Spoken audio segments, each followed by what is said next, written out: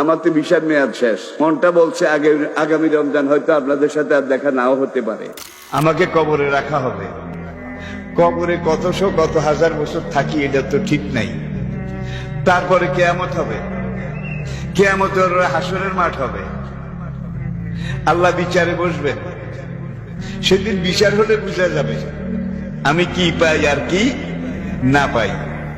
তাহলে হাসরের বিচারের পরে বোধ আপনার পাওয়া না পাওয়া শুরু হবে নাকি? কালা রাসূলুল্লাহ সাল্লাল্লাহু আলাইহি ওয়াসাল্লাম মা মাতা কামাত আলাইহি কিয়ামাতুন।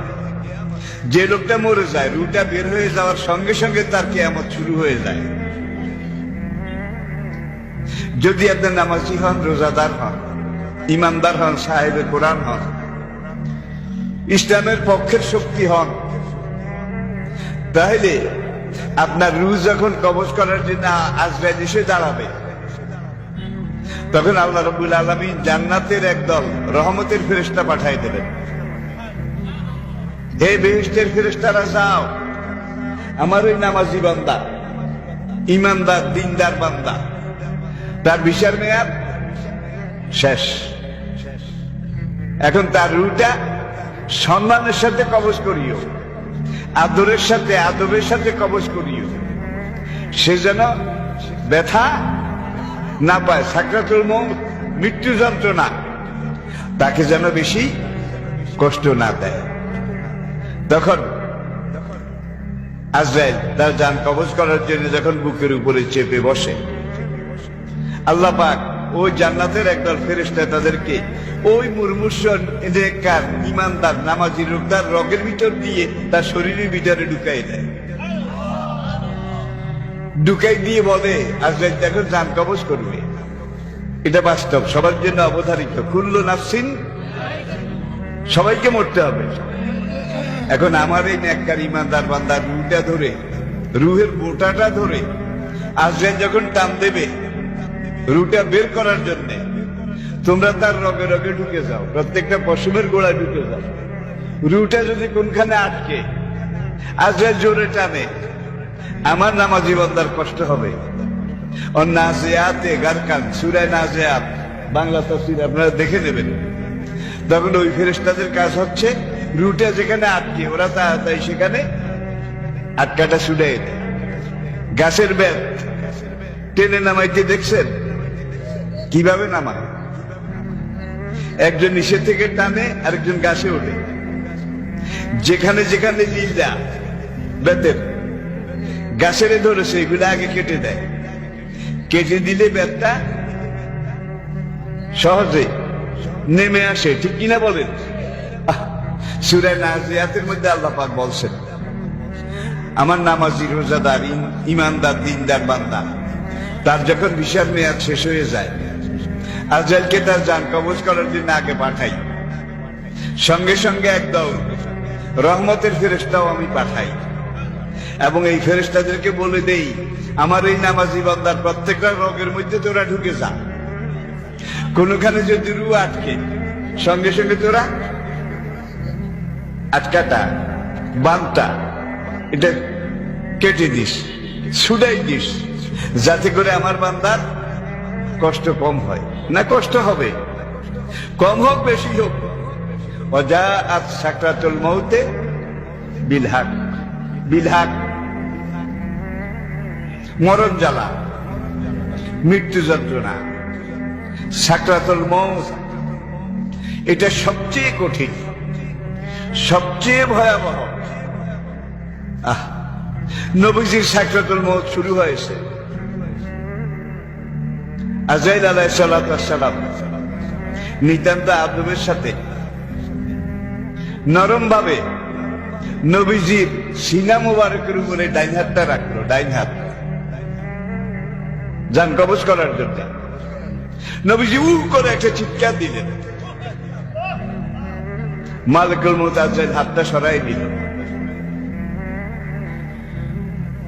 নবীজি বলেন, ইয়া মালিকাল মউত, ভাই আজরাইল, আল্লাহর এই পুরা দুনিয়া, পাহাড় পর্বত, আসমান জমিন, চাঁদ সূর্য গ্রহ নক্ষত্র মরু পর্বত, সাগর, মহাসাগর, পুরা সৃষ্ট পৃথিবী দুনিয়া বুঝি তুমি আমার বুকের উপরে চাপাই দিয়েছ। মালিকুল মউত বলি, ইয়া রাসূলুল্লাহ, ওই আল্লাহ জাতে পাকের কসম করে বলছি, দয়া কাকে বলে? সফটনেস, নরমিয়ত কাকে বলে এটা আমি জানি না। আমার কাম হইল দরকাম মসরত, দরকাম মসরত। আল্লাহর কসম, আপনার বুকে যত আস্তে হাত দিয়েছি, যত আলগোছে হাত দিয়েছি, আগেও কারো বুকে এইভাবে হাত দিই নাই, কিয়ামত পর্যন্ত দেব না, সবচেয়ে আস্তে। নবীজি বললেন, ইয়া মালাকাল মউত, তোমার সবচেয়ে আস্তে ঠেলা যদি দূর হয়। আল্লাহু আকবার। আমার গুনাহগার উম্মত, তাদের বুকের উপরে তুমি যখন চেপে বসবে, তাদের একজনও তো এই মরণ জ্বালা সাকরাতুল মউত সহ্য করতে পারবে না। ভাই জিবরাইল, ওয়েট হিয়ার প্লিজ, তুমি এখানে একটু থামো। আমার ভাই জিবরাইল আসুন। নবী জিবরাইলকে স্মরণ করলেন। জিবরাইল এসে গেল। এসে যাওয়ার পরে নবীজি বললেন, ইয়া আখি জিবরাইল। ভাই জিবরাইল, আজরাইল বলে সবচেয়ে আস্তে হাত দিছে, কিন্তু আমার যে কি অবস্থা হয়েছে আমি বুঝি। সবচেয়ে আস্তের এই অবস্থা, আর যাদের বুকের উপরে চড়ে বসে টেনে হিসেবে নিয়ে যাবে তাদের কি অবস্থা হবে? ভাই এখন এই অবস্থায় সাকরাতুল মউত, মৃত্যু যন্ত্রণা আজরাইল যদি দেয়, শয়তান সেই মুহূর্তে সেখানে এসে আমার সবগুলো উম্মতকে বেঈমান করে দেবে। তাদের কি উপায় হবে? নবীজির ফরিয়াদ, দরখাস্ত জিবরাইল আল্লাহর কাছে পৌঁছালেন। সময় লাগে না কিন্তু। দেন এন্ড দেয়ার জিবরাইল নবীজির সব কথা আল্লাহকে বললেন। আল্লাহ পাক তখন বললেন, জিবরাইল, আমার বন্ধুকে গিয়ে বলো, আমার হাবিবকে গিয়ে বলো, যারা আমাকে জানবে, আমার কোরআন মানবে, আমার পাঠানো নবীর ইতাআত আনুগত্য করবে, দ্বীনের পথে চলবে, দ্বীনের কথা বলবে, দ্বীনের বাইরে যাবে না, চলবে না, তাদের রুহে আজরাইলকে দিয়ে আমি এত আস্তে কবজ করাবো, মা যখন তার দুধের সন্তানটাকে বুকে নিয়ে স্তনের বোঁটাটা তার মুখে দিয়ে তাকে দুধ পান করানো শুরু করে, বাচ্চাটা চুপচুপ চুপচুপ করে মায়ের স্তন চুষে চুষে যখন দুধ পান করে, ঢুক ঢুক করে গিলে, তখন মায়ের ভিতরে একটা স্নেহ সমুদ্র উদ্বেলিত হয়। মা বাচ্চাটাকে কোলের সাথে একটু চেপে ধরে, একটু চেপে ধরে, ব্যথা পাওয়ার জন্য না আদর করার জন্য? ব্যথা পাওয়ার জন্য না আদর করার জন্য? সাইকোলজি বুঝার চেষ্টা করুন। আমি বুড়ো মানুষ, বেশিক্ষণ কথা বলতে পারবো না ইনশাআল্লাহ। নাসিরউদ্দিন হেলালি সাহেব খুব কাছে এসে গেছেন।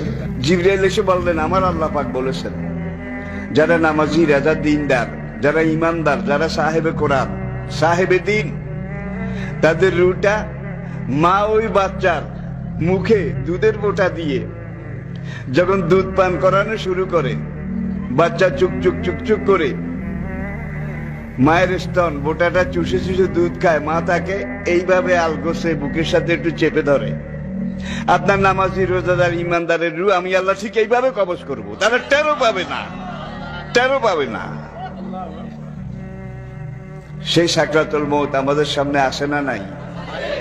আসে।